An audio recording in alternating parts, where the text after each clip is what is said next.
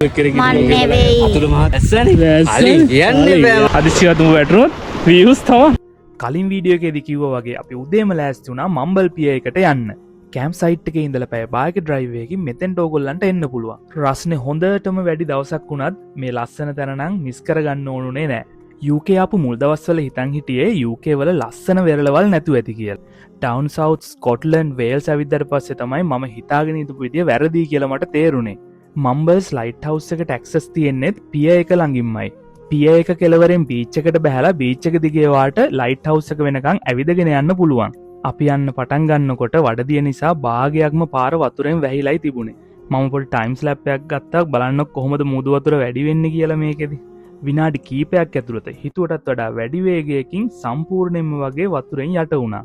අපි දැන් ගොඩබිමට යමු.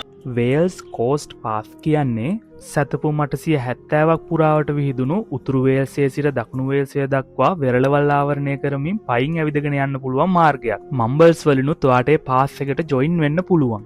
පිය එකේ ඉඳලා හැතැම්ම බාරකින් මම්බල්ස් හිල් ලෝකල් නේචර් රිසර්ව් කියන එකට යන්න පුළුවන්.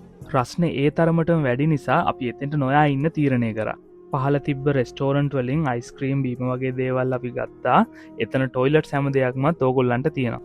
පිය එක ළඟින්ම ඔයාට කායක පාක් කරගන්නත් පුළුවන්. අපි දවල් කෑමට ශ්‍රී ලංකන් කඩේකට ගියා. ඒකේ නම තමයි ක්ලාසි කිචන්. සාධාරණ ගානකට ලංකාවේ කෑමක් රසට කන්න පුළුවන් මේ රෙස්ටෝරන්ට් එකේ ටේක් අවේ වගේම පොඩි ඩයිනින් ඒරියා එකකුත් තියෙනවා.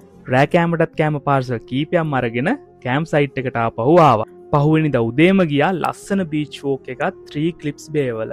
ඉතින් ඒ කතාවත් අරගෙන ආයෙ හම් වෙනකන් හැමෝටම ජය වේවා. අපි කපල් ඉන් ඉංග්ලන්ඩ්.